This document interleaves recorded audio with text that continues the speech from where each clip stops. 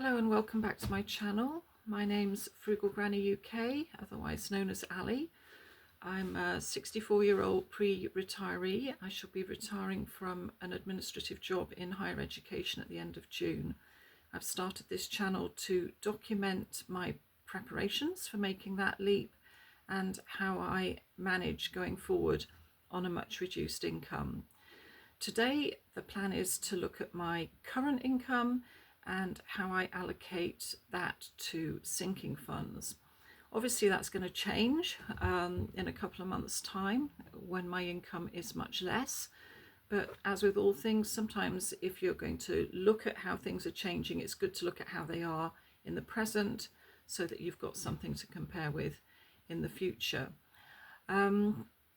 I've had a try at trying to write the budget down and present it to you on a notepad, but when I hold that notepad up to the camera, everything's reversed. So I'm going to have to do this verbally without any visual aids, so I hope it's clear.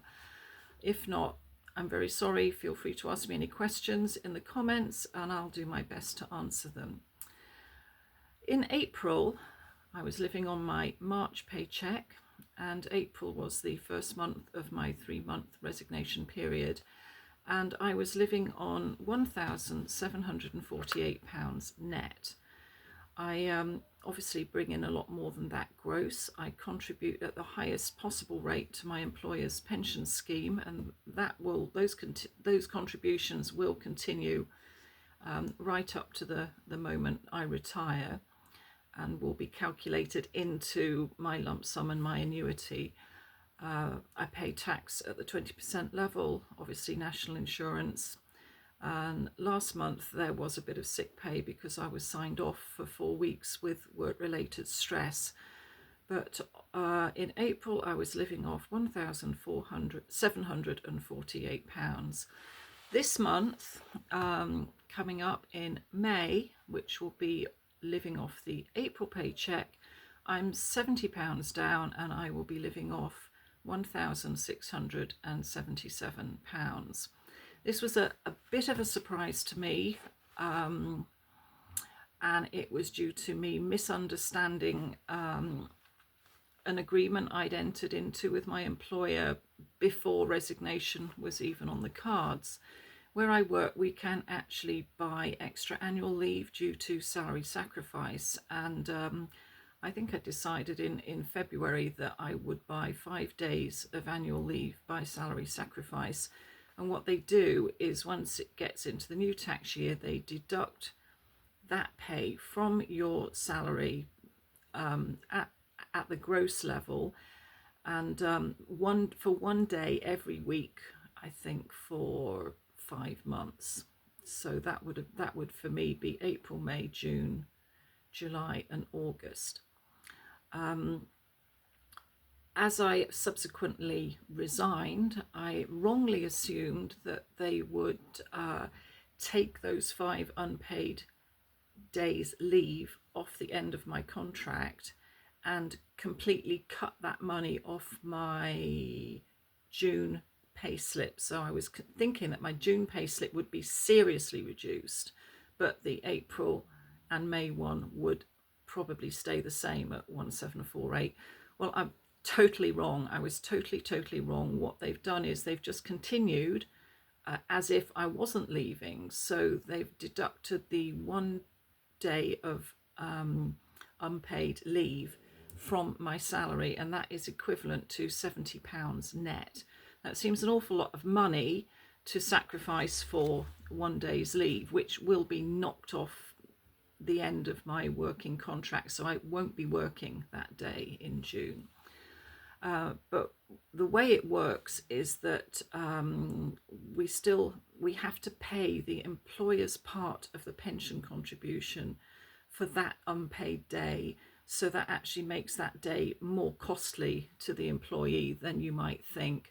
So I'm effectively £70.44 net down this month, and I've had to readjust my budget to accommodate that. So let's just have a look at how I've been doing things and how I'm going to cut things to try and save that £70 this month. First of all, the first thing I do is I put £400 in a savings account. Usually this is just my personal savings that I like to try and build up, but I have one final renovation project to do on the house as I retire. It's been booked in for the end of May since last year, and I've paid a deposit, I think, of £320, and I owe the contractor another 3,000 on completion. So what I've done is renamed that saving fund Exterior Renovation Fund. So that £400 from this paycheck is going to go into that fund. There'll be another £400 coming off the May paycheck and another 400 off the June paycheck. And with the money I've already got put aside, it should just about balance up in time to pay the contractor. Also, in respect to that, I'm having my front door reglazed so that the glass is more in keeping with the Victorian character of the house, and that's going to be £750 because I'm having sandblasted glass that's got a lovely Victorian design on it. So that money is also being put aside, but I'll explain a little bit more about where that's coming from as we go on. So the first thing I've been doing, they always say pay yourself first. So the £400 a month was initially my savings, but that's been sort of sidetracked into what I now call the Exterior Renovation Sinking Fund. The second thing I do is I put £500 into another bank, a completely different bank to my main bank, and that is to pay for my utilities, and they all go out from that bank account in the other bank by direct debit. That's all automated, the whole thing, so I don't actually have to worry about it other than going in there every week just to make sure that everything's doing what it should do. That bank account's a Santander 123 account, which I don't know if you can actually open those anymore, but when I first got one it was brilliant because they were giving you 1% back on certain bills, 2% on another, and 3% on another. And when I was married and we lived in the south, we had quite a large mortgage with Santander, and we were getting a considerable amount of cash back from them through having a 123 account. So it was a very sensible thing to do at the time. But now, to be honest with you, the cash back just about covers the account fee, and you know, I just wonder actually how much longer I will work it that way. But I do quite like banking with two different banks in two different banking groups, so that it's a bit like not keeping all your eggs in one basket.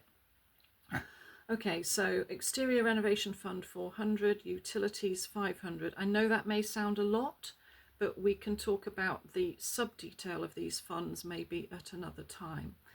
Then every month I take out £30 in cash.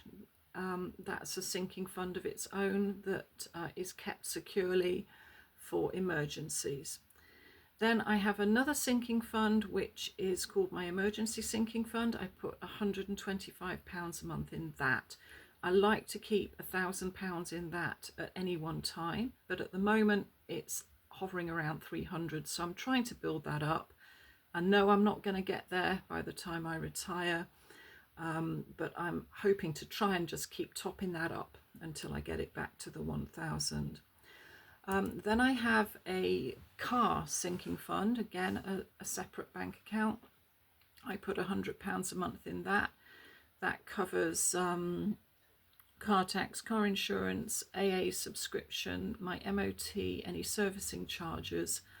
And again, I like to try and keep that at about £1,000, but it was depleted. I had to raid a lot of my accounts to pay for the double chimney stack repair in January, and it really knocked me back a bit actually. I'm still smarting from it, but my aim is to try and get those balances back up at some point, even if it takes me longer than I had initially intended.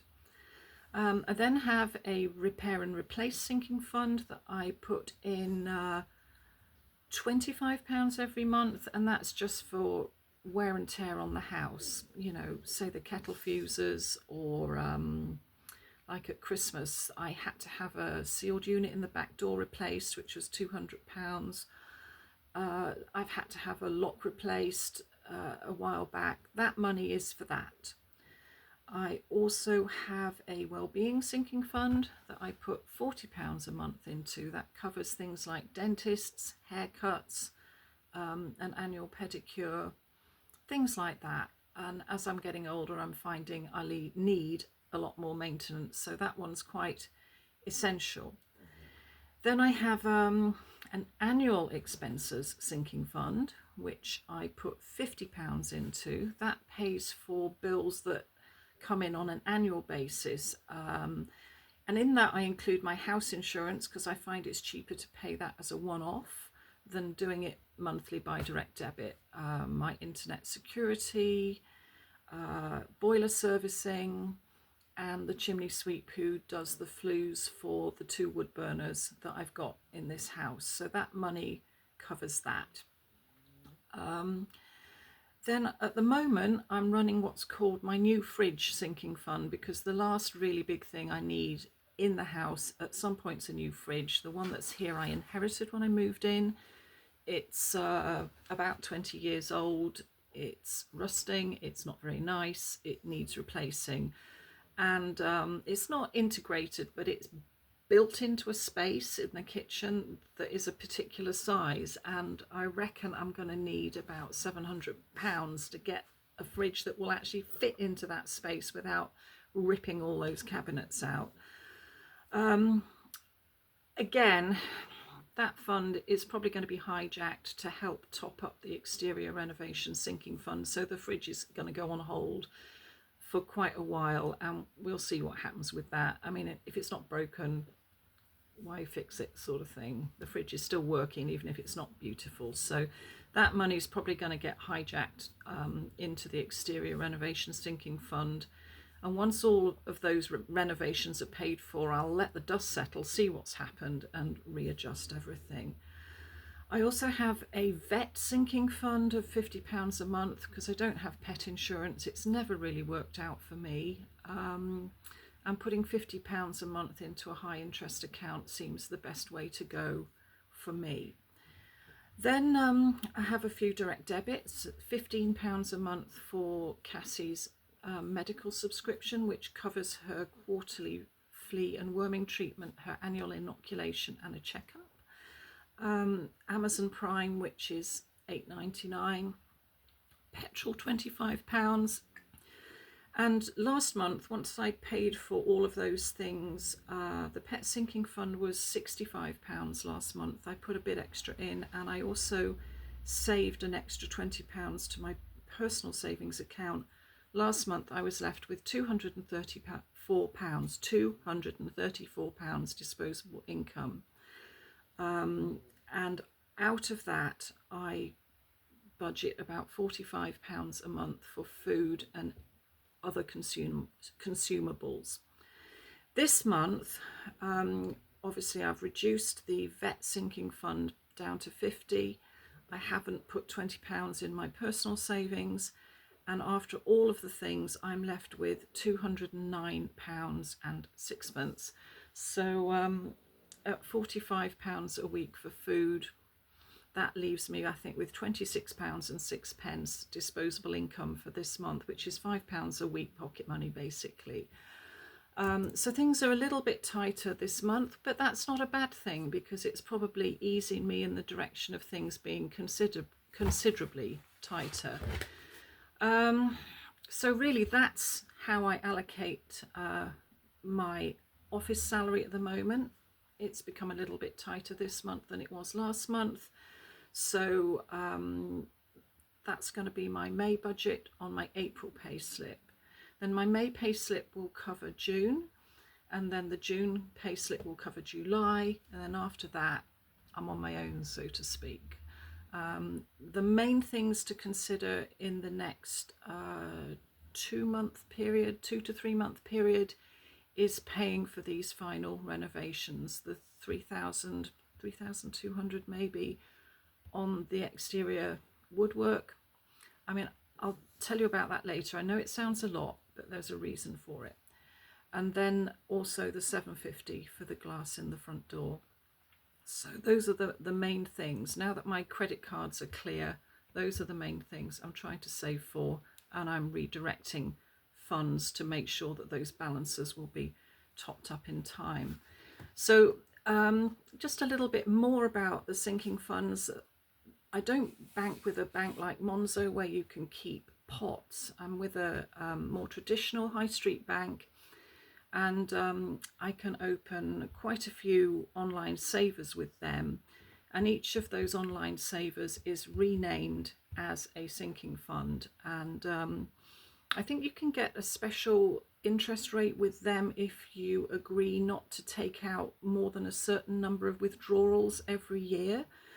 So, I mean, like for the annual expenses sinking fund, I think I'm allowed 4 withdrawals. Well, there are 4 bills in there, so I'm able to keep the high interest rate for the whole year.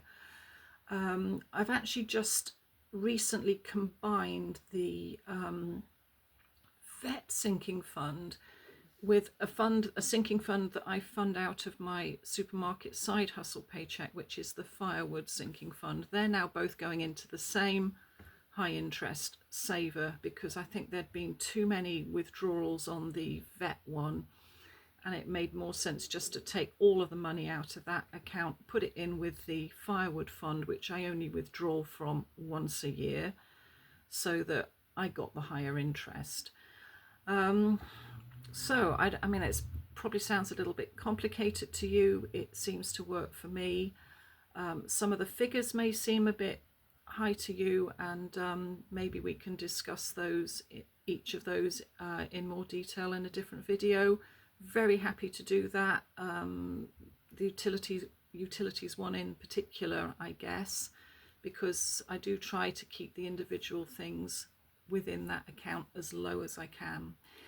Anyway, there we go. That's for starters. That's going to be my budget for May.